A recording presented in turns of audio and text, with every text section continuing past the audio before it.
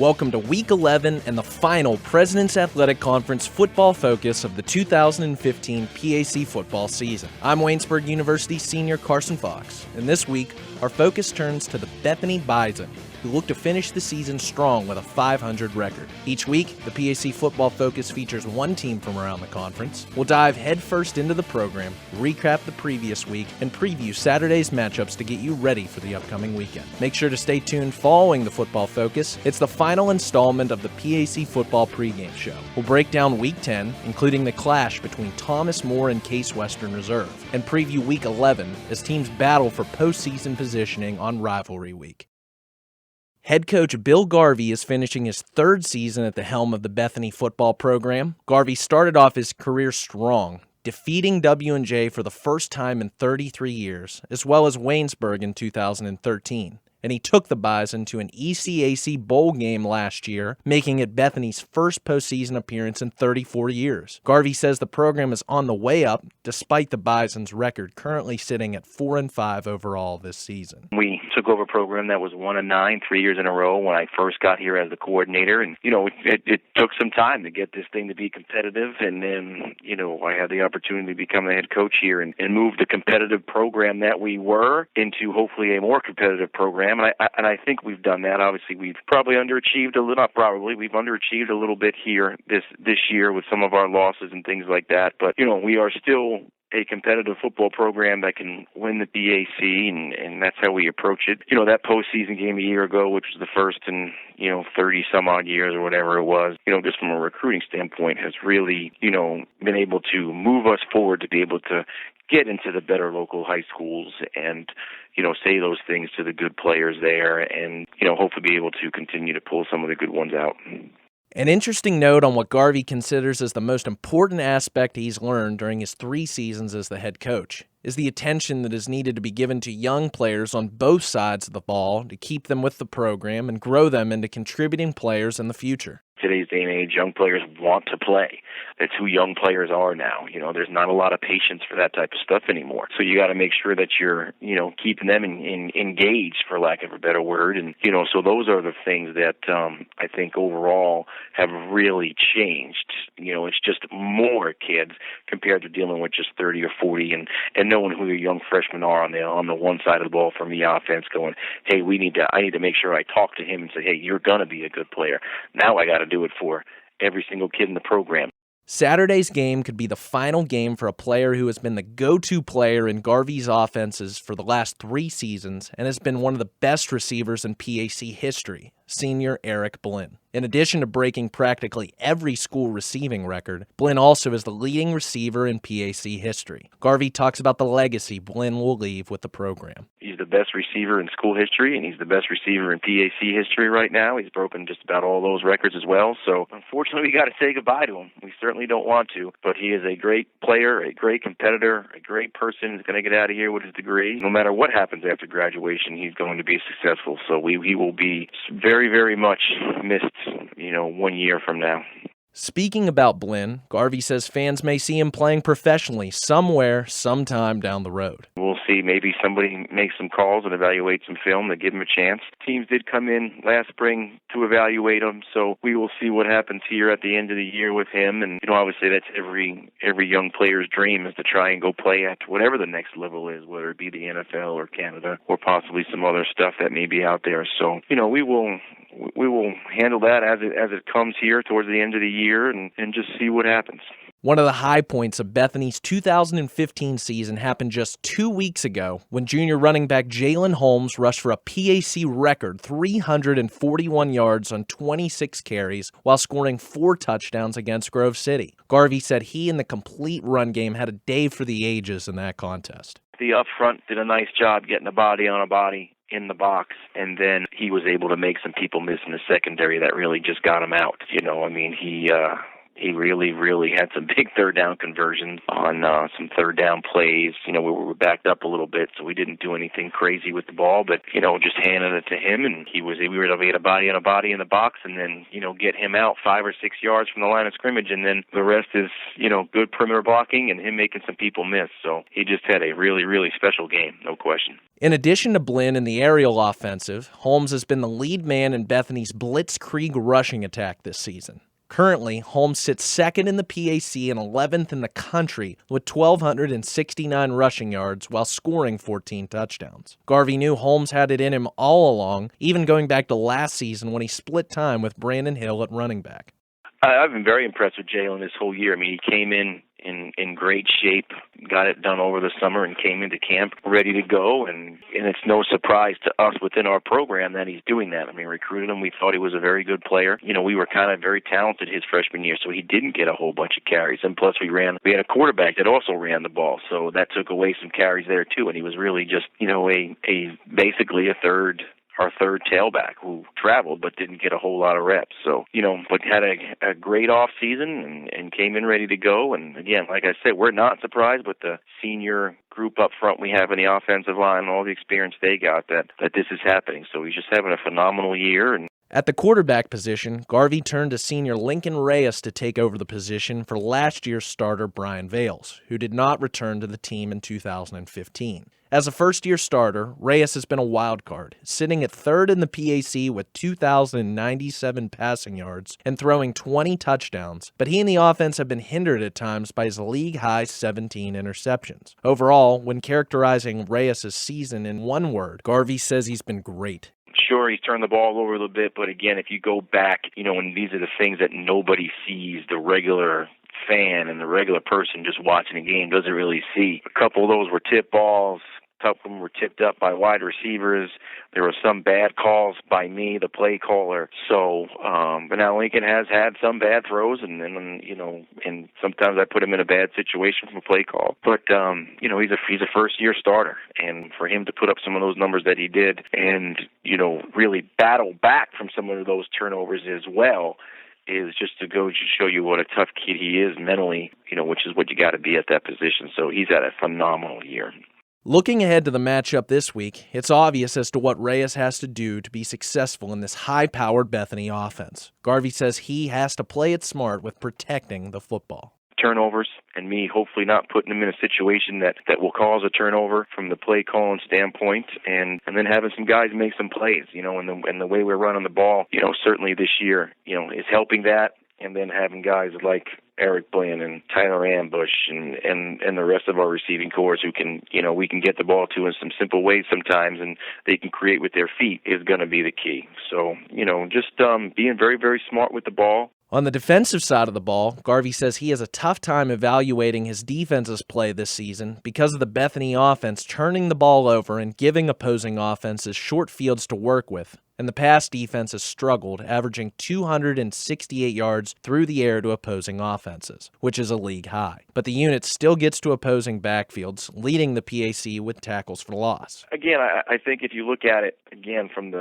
just a general casual person, you go, the defense took a huge step back. Now, maybe we did, maybe we didn't. But again, the amount of turnovers and the situations that we put our defense in has been tough on them. No question. So, you can look at it and go, the defense is struggling, but you look at it and go where field position started and where teams got the ball back because of turnovers. We've had some blocked punts. I think we had 2 for touchdowns, and we've had, 3 interceptions returned for touchdowns, 2 or 3. Those are all points that go to the defense in their stats, but shouldn't. We are very young at corner, and that's certainly been an issue for us, but we think we got some talented players there. So I think our defense has done well. Have they underachieved? I don't know. I don't know if you can say that with the amount of turnovers and the situations we put them in here. They're a good group. They still have tackles for losses, and they're still very dynamic. They run to the ball very well. So, I think they've done just fine.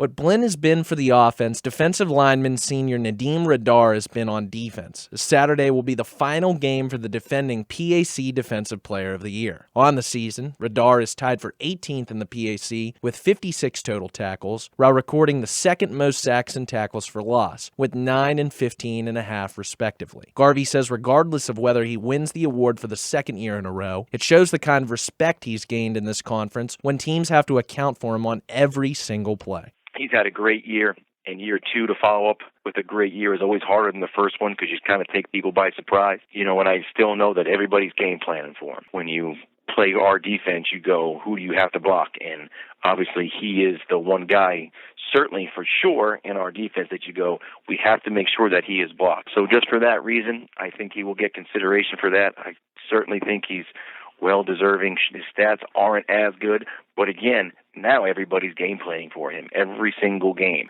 So, he's still up there nationally in sacks and tackles for a loss and things like that. So I definitely do think that he is certainly worthy of the consideration at the very least. And then obviously the other coaches of this conference need to make that decision. This week, Bethany rematches Saint Vincent in what was one of the most thrilling games in the PAC last season. The Bearcats outdueled the Bison at Bison Stadium 41-35 in a game that went down to the very last minute, as 6 combined offensive touchdowns were scored in the fourth quarter. Garvey says one side of the ball particularly remembers how that game finished and will be motivated come Saturday. I know the defense for sure thinks that game got away from them last year, and I know that it was very upsetting to them, so I think they'll be ready to go from snap one.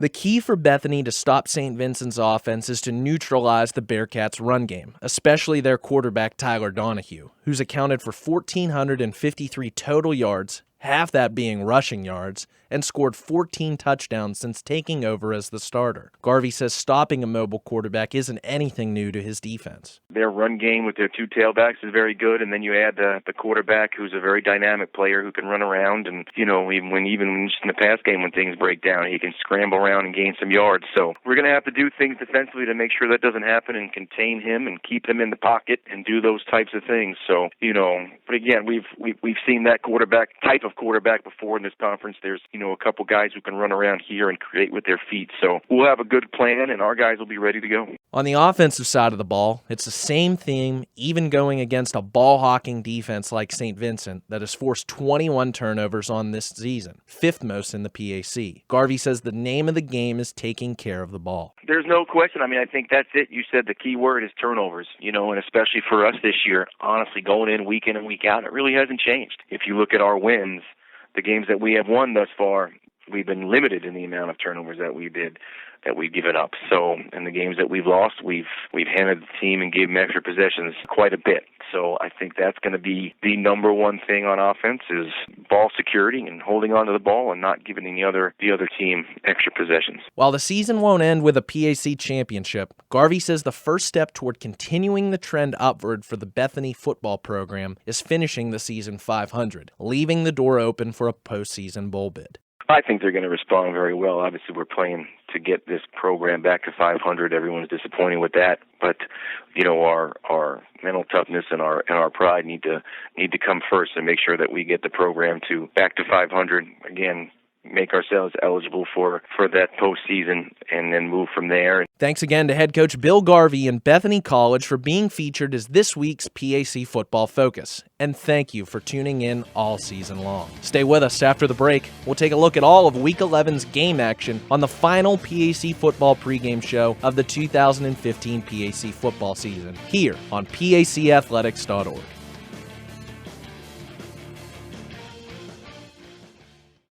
I'm Joe Underko, Commissioner of the President's Athletic Conference.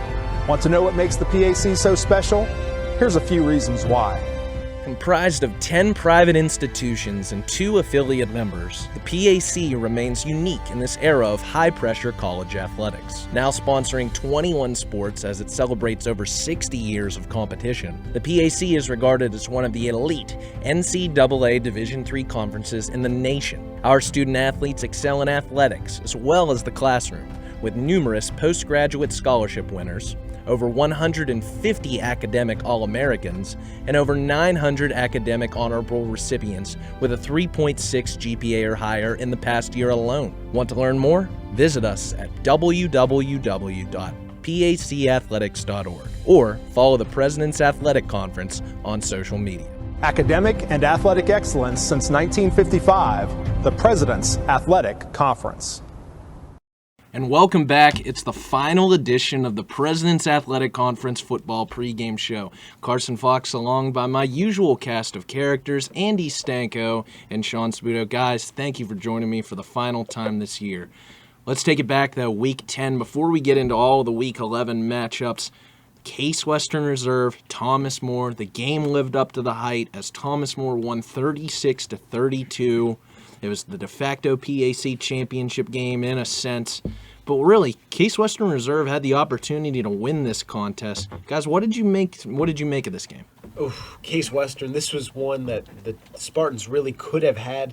A late turnover really swinging that game in favor of Thomas More, but it's really challenging to win football games when you turn the ball over as much as Case Western did in that game, and when you settle for field goals as many times as Case Western did.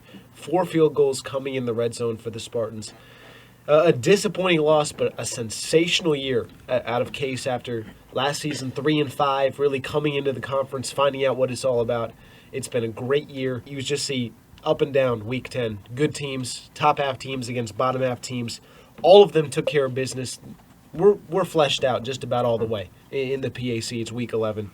And Thomas More, hats off, cream of the crop, an undefeated season. Absolutely worthy champs for 2015. Yeah, Thomas More did what, they hadn't been able to do the past 2 seasons, and that was go on the road and win a big football game for really which was the de facto PAC championship game.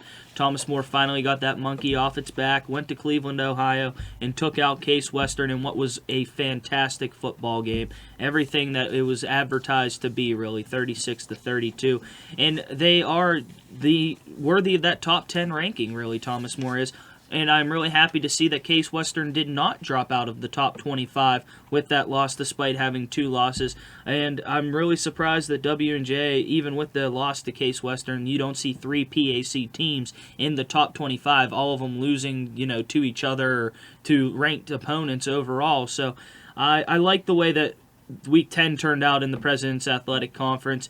We saw a couple big wins, and then we saw the good games throughout the week, and now it just sets up for what's going to be a fantastic final week of the season. Yeah, Jensen Gebhardt coming back for Thomas More after missing the last 2 contests, coming away with a win, and then Javier Pitt shouldering the load for C.T. Tarrant, who was hurt.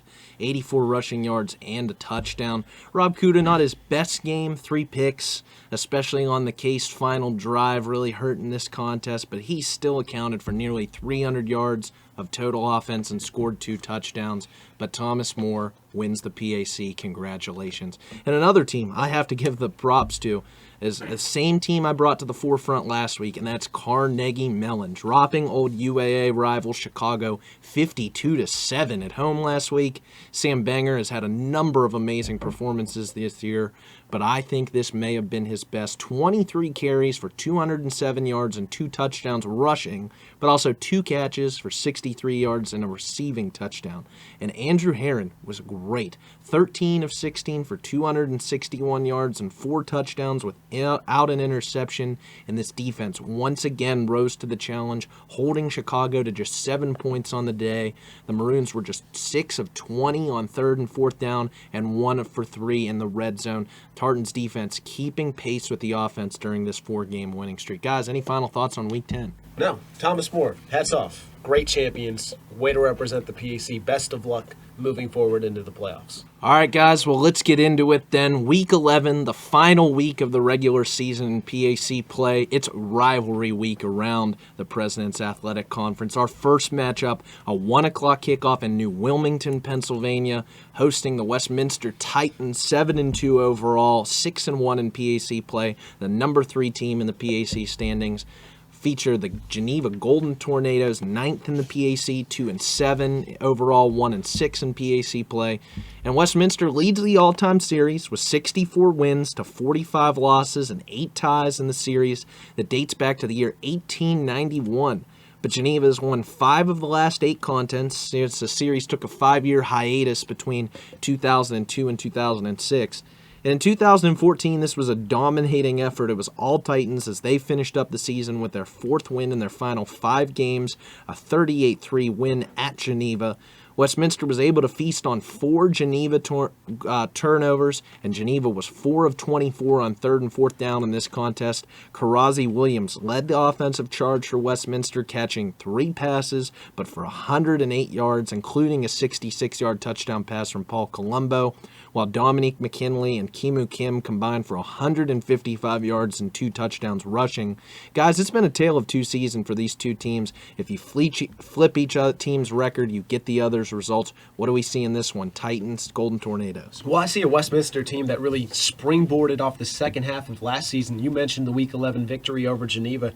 It was a 500 football team that ended the season red hot, picked to finish 6th this season in the PAC poll, and now they're on the cusp of their first 8-win season since 2000. It's the first winning season for Westminster in 13 years.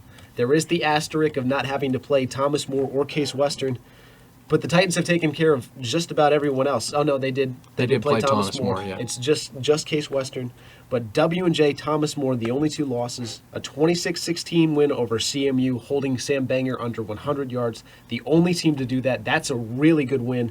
And we're getting into that time of year where Paul Colombo really hits his stride. He's only thrown 1 interception and passed for over 300 yards, 4 touchdowns in each of his last 3 appearances.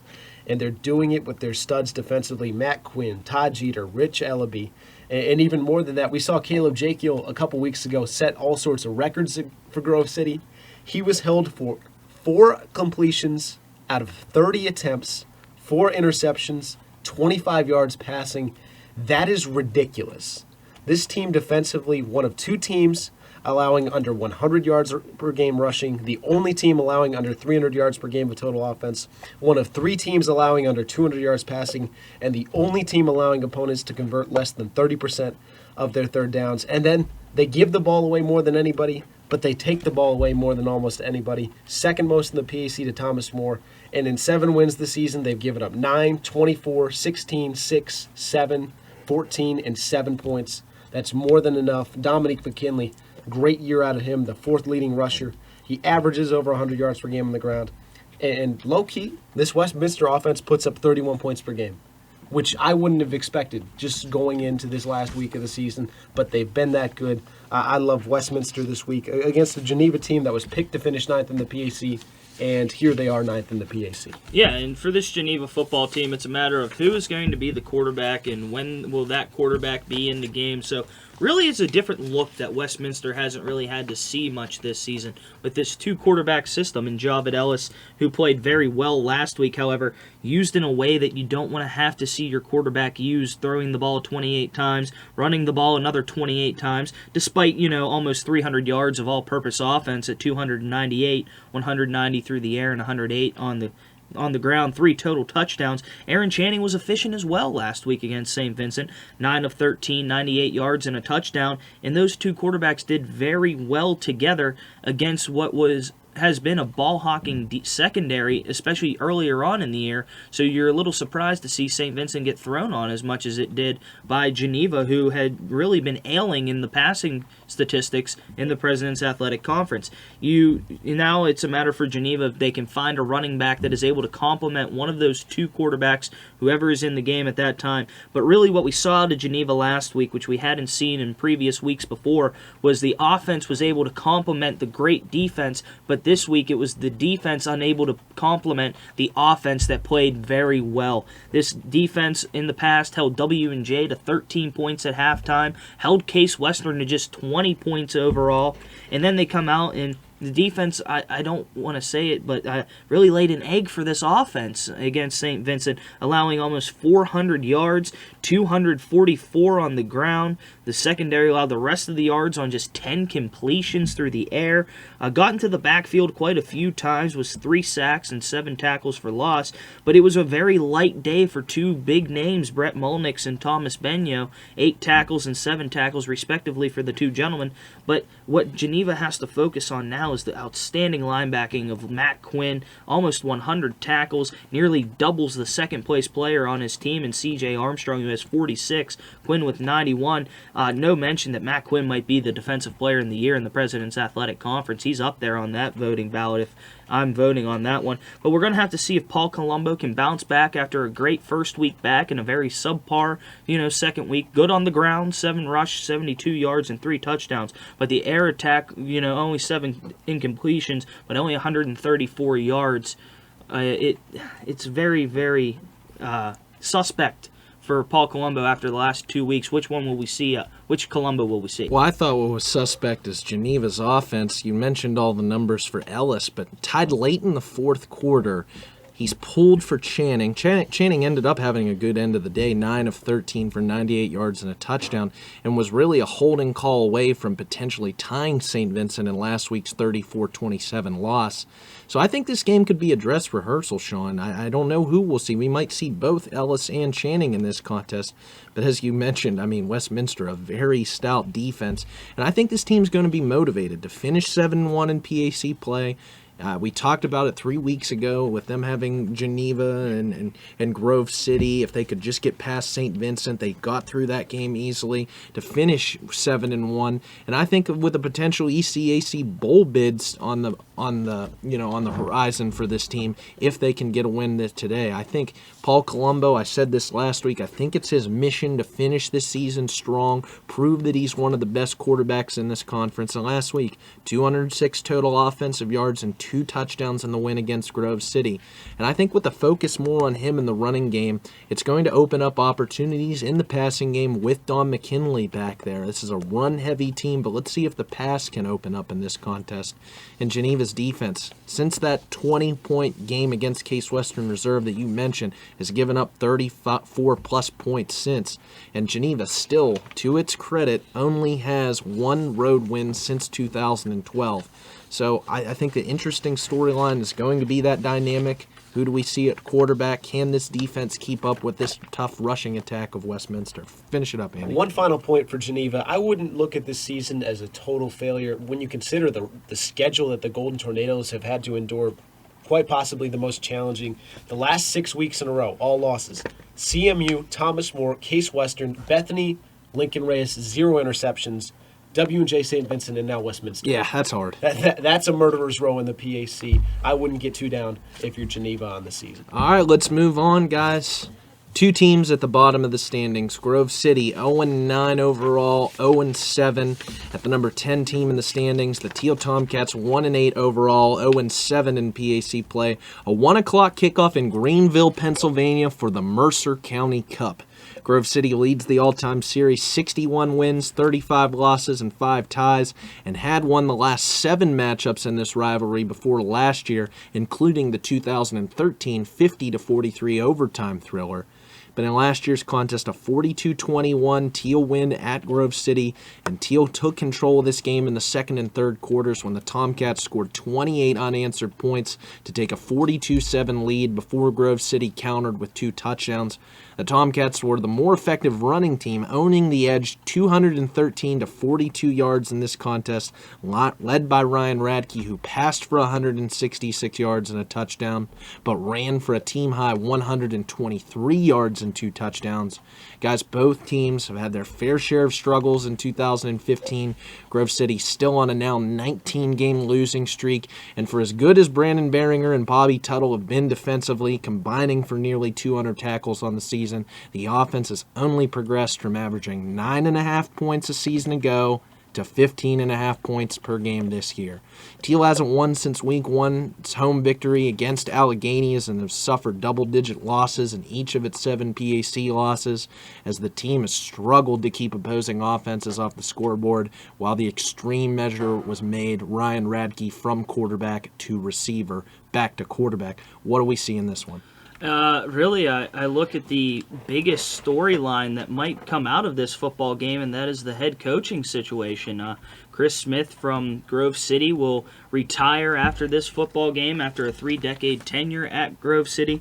And then, as we heard this weekend, it's on the Teal webpage, Kurt Reiser stepping down as head coach, resigning effective after the 2015 season. So both of these coaches will be on their way out. And for Teal, I mean, both of these coaches want to give their head coach an opportunity to go out with a win. And if you're Teal, it has to be behind Ryan Radke, who against the W&J defense really shredded the W&J defense for over 300 all-purpose yards, 223 through the air and a touchdown, 149 yards on the ground and 3 touchdowns. He was outstanding against W&J. And you could take positives out of that game for Teal, really. 21 points against W&J's defense in the first half. However, then you can flip to the negatives of that. 51 points allowed in the first half by the Teal defense, who only got into the backfield 2 times for 2 tackles for loss. They did, however, force 2 turnovers, a fumble recovery and an interception, did force 3 fumbles total, weren't able to hop on those, but we saw Ryan Radke able to meet with a couple wide receivers in Alex Horvititz and Ron Howard, displaying what they are capable of doing in that receiving core. 5 receptions for 63 and a touchdown for Horvititz, and then Howard 4 receptions for 95 yards. And if you're Grove City, you need to get that consistent play out of Caleb Jakiel that you saw back against Bethany when he threw for over 400 yards. Last week, 4 for 30 for 25 yards and completed as many passes to the opposing defense as he did to his own teammates, throwing 4 interceptions, and then ran for negative 43 yards on 6 carries. It did not go well for Grove City and Jakiel in that Westminster game. We'll have to see if they're capable of bouncing back against a Teal defense that has been suspect this season. This has the opportunity to be a back-and-forth offensive game if the defenses play like it has in the past. But then again, both these defenses have shown little glimpses here and there, and it could turn out to be a defensive game with 2 ailing offenses. Yeah, I think there's plenty of juice in this matchup, despite it being 2 teams that are still searching for that first PAC win. And to your point, Sean, potentially a defensive matchup. I'm looking at the linebacker position, both sides. You've got the seniors in Tuttle and Behringer, and then on the other side you have Doak Walker Jr. and Jake Elk, have both been fantastic. Elk last week against W&J, a forced fumble, pass deflection, QB hit, 8 tackles, 2 for loss. Doak Walker, 10 tackles, the fumble recovery, and an interception. These are young guys who have played very well in this season. And I'm looking for teams to start to score. Each team has broken 30 points just once this season. Teal 37 points. Carson, you mentioned back in week 1 against Allegheny. Grove City only breaking 30 against Waynesburg, a 35-31 loss. But I think both of these teams are really happy to see each other and not W&J's offense and Westminster's defense, as you went into detail for, Sean. But I'm also looking to the receivers for this Grove City team. Josh Peach and Brett Pinson would both be the top receivers statistically on Teal's team, and Pinson is second in the PAC in terms of yards per catch. You're looking at a Tomcat defense that gives up so many explosive plays through the passing game. Example, Waynesburg had its 3 longest passing plays of the year against Teal, and Waynesburg's not a vertical passing attack whatsoever. Both teams have trouble protecting the quarterback, both dead last in terms of sacks, with each giving up 36 sacks through the season, and both teams turning over the football like crazy. -10 in the turnover margin for Teal, -18 for Grove City. And a fun storyline, what running back do you guys like to have the most yards in this game? Shower? I like Daly? For Grove City, I like England? running back, turn tight end, back to running back, Steve Maskery. Yeah. I have no idea who's going to carry the football for either team out of the backfield, and that's going to be a fun storyline for me to watch. Well, Grove, for Maskery, just to go along those same lines, had 44 rushing yards and a touchdown last week, and he was a PAC honorable mention in 2013 after rushing for 800 yards and scoring 10 touchdowns. So I like what Steve Maskery can do. He just really hasn't had the opportunity. I think the key to this game with 2 struggling offenses is who's going to be able to sustain drives better on 3rd and 4th down. Teal has that edge in that category on paper and has the better player at quarterback, Ryan Radke. He's able to scamper all over the field. That's why I think it's either going to be Behringer, Tuttle, or Andrew Seifert. One of those 3, or maybe at times in this game a different person takes him, but someone's going to have to keep a spy on Ryan Radke all game long for this Grove City defense and force him into passes that he doesn't want to have to make or take off. But on the opposite end, I think Jakiel needs to have a rebounding performance. It's incredible against Bethany. Accounts for nearly 500 yards of offense and then has that performance. And it goes to a credit of how good Westminster's defense is. Oh, yeah. Those guys are crazy. But Jake Eel, just not a good day. So I think whoever's going to break first, I think this is going to be a battle of wills in this game. Like you said, Sean, to start it off, both teams want to get a win for their head coach and finish the season strong with a PAC win. So two evenly matched opponents. Let's see what they can do. I still think there are some interesting storylines in the Mercer County Cup, even though these two teams haven't had great 2015 seasons. But let's move on. A game that we'll all be in attendance of. The number 8 team in the PAC, the Waynesburg University Yellow Jackets, 3-6 overall, 2-5 in PAC play. At the number 4 team in the PAC, the Washington and Jefferson Presidents, 7-2 overall, 5-2 in PAC play. It's a 1:30 kickoff in Washington, Pennsylvania for the I-79 Backyard Brawl. And W&J leads the all-time series 38-4, but we all remember last year when Waynesburg pulled out one of its most dramatic of the 4 wins, 31-28 in overtime, giving W&J its only loss of the regular season, but W&J had already wrapped up the PAC title and an automatic bid to the NCAA Division III National Playoffs, and the Presidents went on to defeat Wittenberg in round 1 before losing to Mount Union. Guys, since that Waynesburg win, the Jackets have gone through a rebuilding season, and W&J had aspirations of not only winning its 4th PAC title, but an even deeper run in the national playoffs. But after last year's win by Waynesburg, it's a rivalry game for W&J again. What do we see in this contest? I see a Waynesburg team coming in that's very different from the Waynesburg team that was able to pull off the upset against a W&J team that had already clinched the PAC. And I could go back and count 8 Yellow Jacket seniors who had signature performances to move towards a 31-28 overtime victory. That's what it takes to beat W&J. And this is a Waynesburg team that offensively is really struggling, coming off the bye. But 2 weeks ago, a loss to Thomas More of just 210 yards, 96 yards through the air for freshman quarterback Jake Doherty. Jerry Lawman continued his outstanding campaign, another 137 yards, and he's done it against some of the best defenses in the PAC. Thomas More, Westminster over 100 yards. He's been outstanding. Unfortunately, Waynesburg injuries. Lawman won't be able to go. Austin Wilson won't be able to go. Zach Helsen won't be able to go.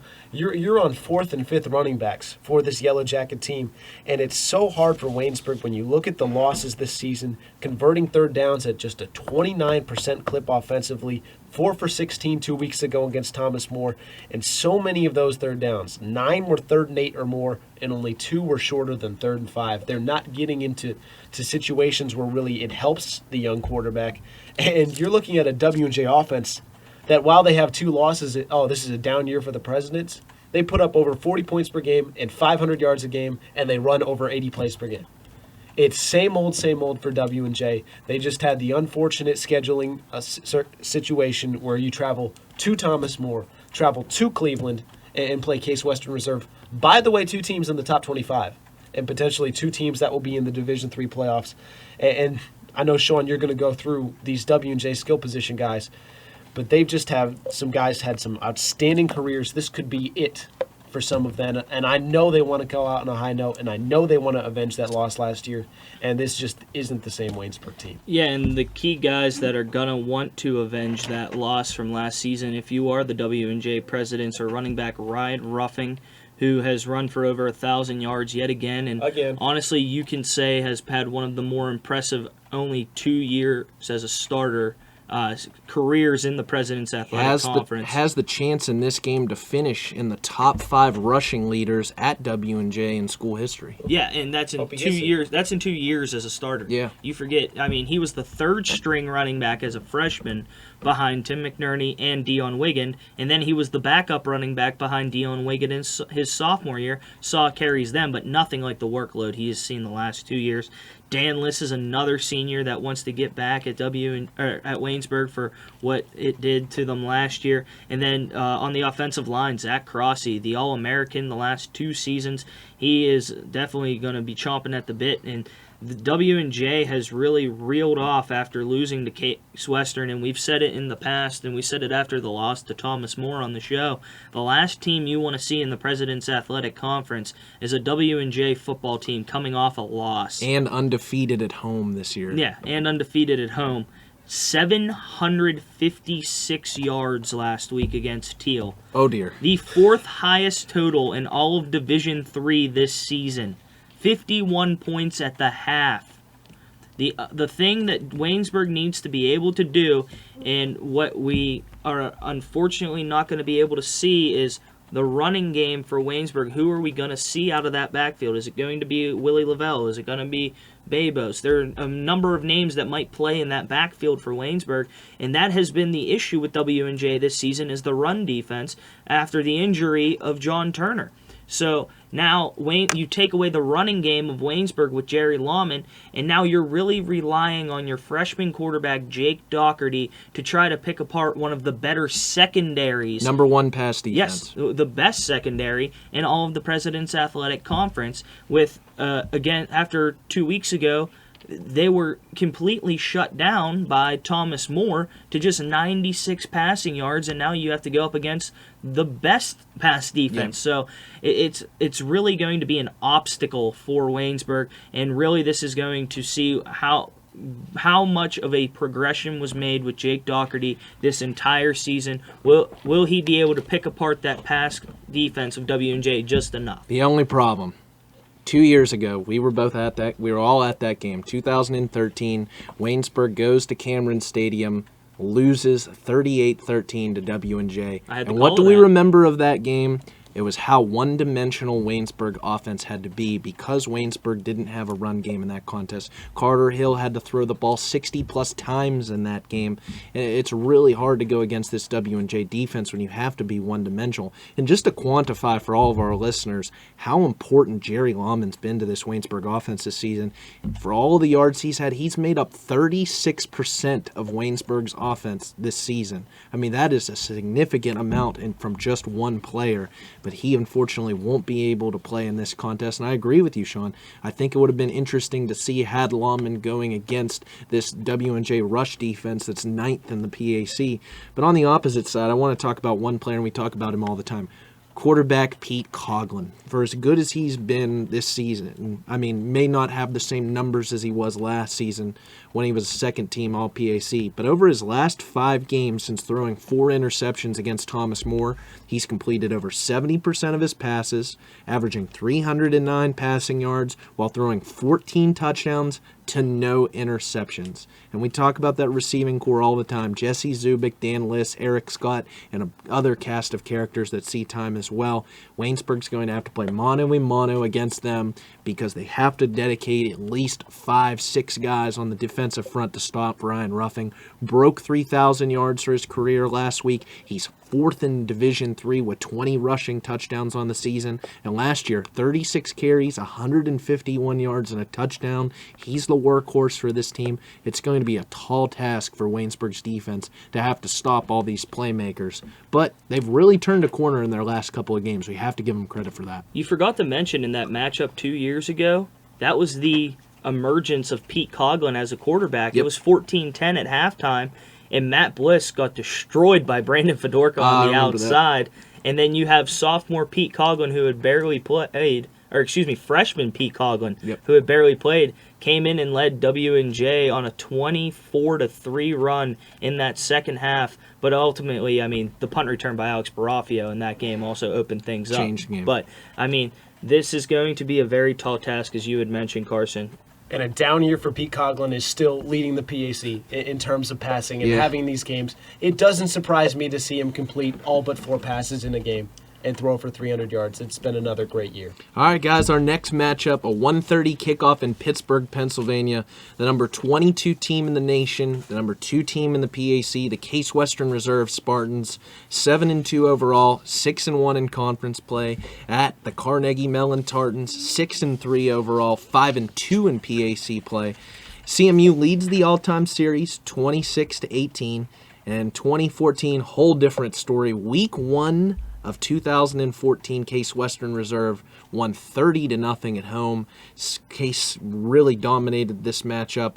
What was really a forgettable game for CMU, recording just 108 yards, 88 yards of total offense, 149 of those yards coming from quarterback Brian Jangro. But the Tartans were just 5 of 18 on 3rd and 4th down and advanced only once into the Case Western Reserve red zone and missed the field goal attempt on that drive. While Case put up nearly 500 yards of total offense, led by Billy Beecher, who passed for over 300 yards and 2 touchdowns, but also an interception.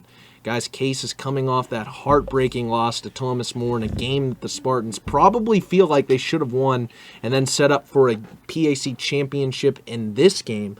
Now, meanwhile, Carnegie Mellon may be the hottest team in the PAC right now, winning its last 5 contests, including 6 of its last 7, led by the nation's leading running back and potential PAC Offensive Player of the Year, and a defense that has truly turned a corner after starting out the season 1-3. What do we see in this matchup? I see a Case Western team that's going to be looking for revenge off a loss to Thomas More in what you can say was the worst game played for Rob Kuda throughout this season, throwing 19 of 34 for 256 yards, which seems like an effective day, but 3 costly interceptions by Rob Kuda. He had only thrown 1 the entire season leading up to this game against Thomas More.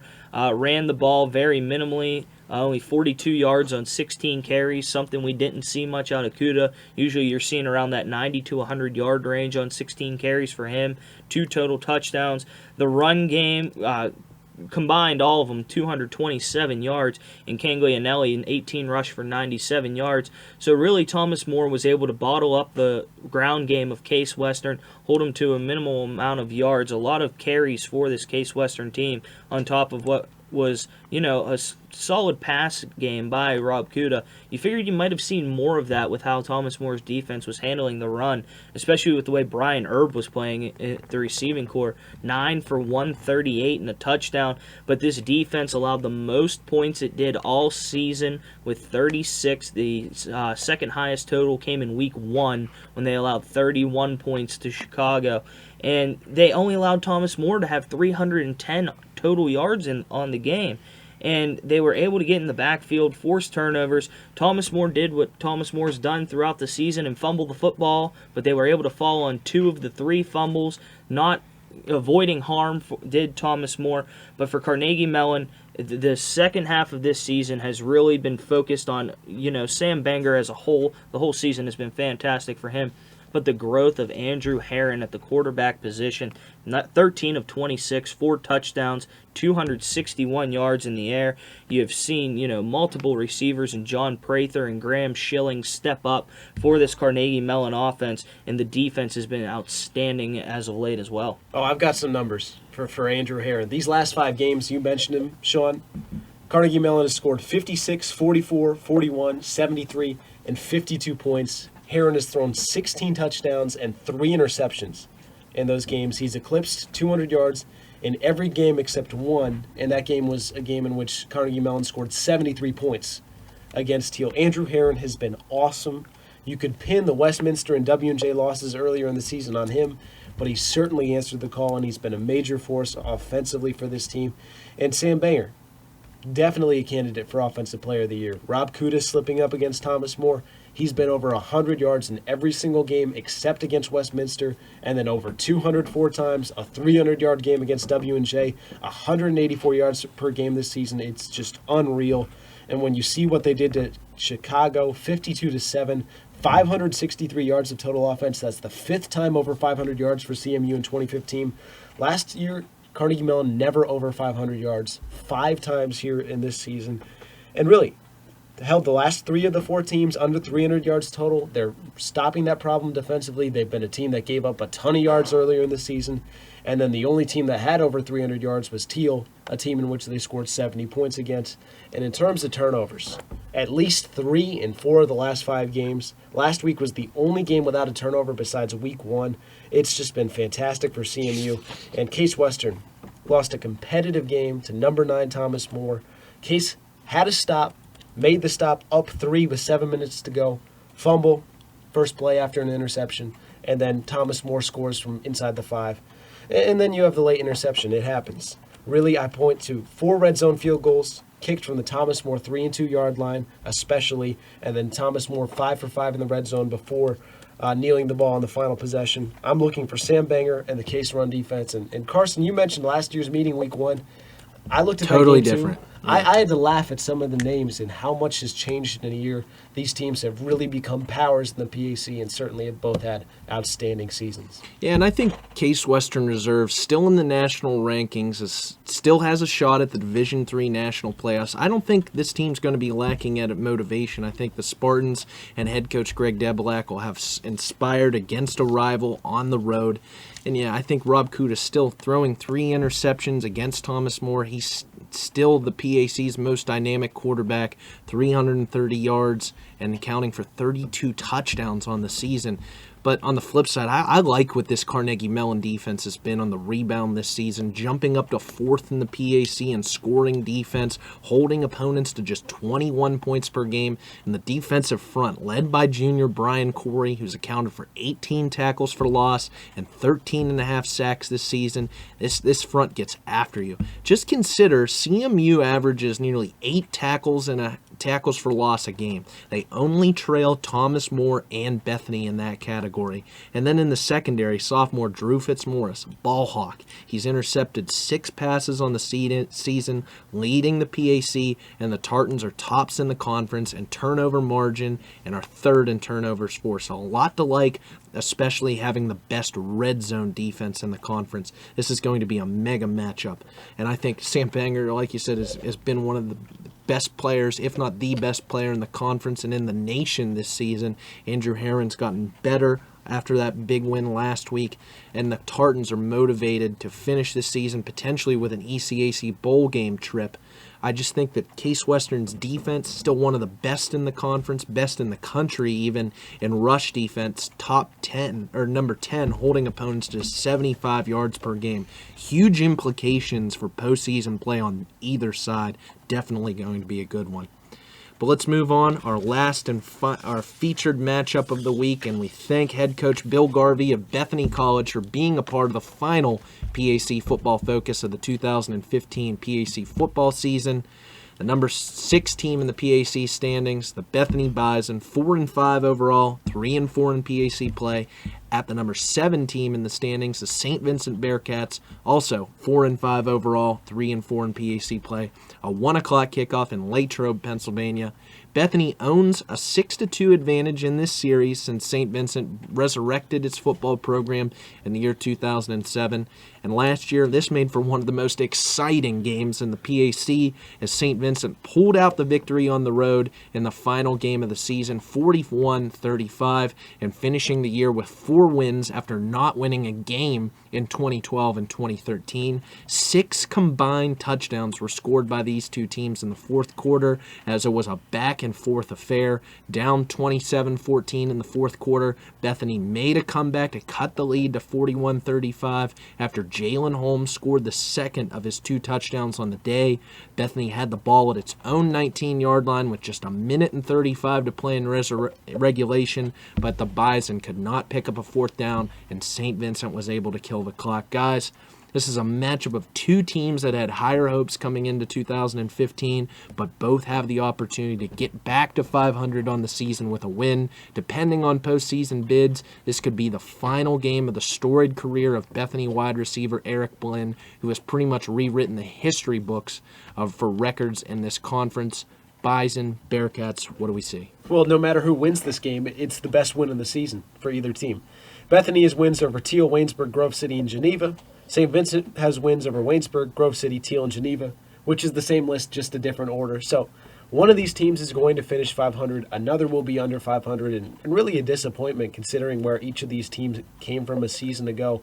St. Vincent finally turning it around, a senior class that went through 2 0-10 seasons to finally go 500, and then you see them try to do the same this year. And then Bethany, a team with a bunch of guys who are going to have a curtain call this week. Eric Blinn, Nadeem Radar, Donovan Hayden, Aaron Fry, Larry Padier, Eric Campbell. some guys from some really, really good Bethany teams. Lincoln Reyes, his only year starting, put up almost 2,100 yards, 20 touchdowns, third in passing this season, but the 17 interceptions, he's shored that up a little bit. 5 touchdowns, just 1 pick the last 2 weeks, or 2 wins over Geneva and Grove City. And you look back at some of those losses: 2 interceptions against Case Western, 4 interceptions against Westminster and W&J, 5 interceptions against CMU. At the time, it was like, oh man, he's really costing them. Those are some of the best defenses in the PAC in terms of taking the football away and overall just being good. And as we've seen with guys like Shemensky, Saint Vincent, Jake Doherty, it's hard to play quarterback in the PAC, especially your first time around. I do want to recognize some seniors from Saint Vincent as well. A guy like Rennie LaRue Holloman, who endured those 2 winless seasons and absolutely have left the program in a better place in which they found it. I'm looking forward to the running back matchup. Jalen Holmes, if you said that he would be the second leading rusher in the PAC, go over 1,300 yards, I'd certainly expect Bethany to have a better season than they did. I look for him to continue his great season. And Shavante Kraft, hopefully to bounce back for St. Vincent. Last season, over 800 yards, 13 touchdowns. His production has been just about cut in half. So this is a matchup between 2 teams really looking for the same place. I think both will be motivated and evenly matched going for a win. And gentlemen, you can look at this Bethany season and just constitute what has happened to turnovers. Lincoln Reyes was not protective of the football for the first half of the season and partially in the middle of the season as well. And this defense hasn't been able to play to its potential that we have seen in the past. And Carson, you mentioned it, the illustrious career of Eric Blinn has been the premier wide receiver. I think him and Alex Barafio are going to go down as the 2 best that we have ever seen in this conference with our tenure at a President's Athletic School about to end coming up in this year. But with St. Vincent, they really need to continue to use Shavante Kraft out of the backfield. He was capable of breaking off 89 yards off 16 carries with 2 touchdowns, was used effectively in the receiving game, which we've seen more out of him this year than we did last year. He was more of a downhill runner last year, and now we've seen him out of the backfield catching passes. But really, they need to find that target for either Donahue or Shemensky, whoever it's going to be. They've had a plethora of wide receivers leading the statistic categories throughout the year, and I'm surprised because DJ Ocean Kelly was the main source of receiving last week, and 77 of his yards came off out of the 77 yards, 1 catch was for 40 yards, so he almost eclipsed 40 on just 2 catches. But when I look at the defense for St. Vincent and the defense for Bethany, both of them just subpar performances, both allowing over 400 yards, Bethany over 500 total. Bethany only managed 4 tackles for loss and a sack despite being able to force 2 turnovers. The St. Vincent defense couldn't get in the backfield against Geneva, only 6 tackles for loss. They did manage 2 sacks. But I really think that this is a game that is going to be keyed on the senior leadership for Bethany, and if those seniors are able to come out and play football, much like they did as juniors last year, where they were making every game competitive. They've had their blowout wins this year, but they've also had losses that you wouldn't expect Bethany to have this season. And for St. Vincent, a team that is looking to continue to build and grow as a program, would love to hit that 500 benchmark overall in both the PAC and overall. This is going to come down to which team's defense bends but does not break first. And with Eric Blinn on the opposite side of the football and not knowing what weapons St. Vincent is going to use as a whole, it's very difficult to tell where this game could end up. Well said, guys. Well said all season long. I don't really have anything much else to add in that one. You guys broke it down very well, as you guys have done all season. So that'll do it for us here on the PAC Football Pregame Show. We've loved bringing you all of the action all season long. Once again, congratulations to Thomas More, 2015 PAC champions, and moving on to the D3 National Playoffs. You've heard it here for the last time. From my co-host, Sean Saputo, and Andy Stanko, I'm Carson Fox. Thank you for tuning in all season long here on the PAC Football Pregame Show here on PACathletics.org.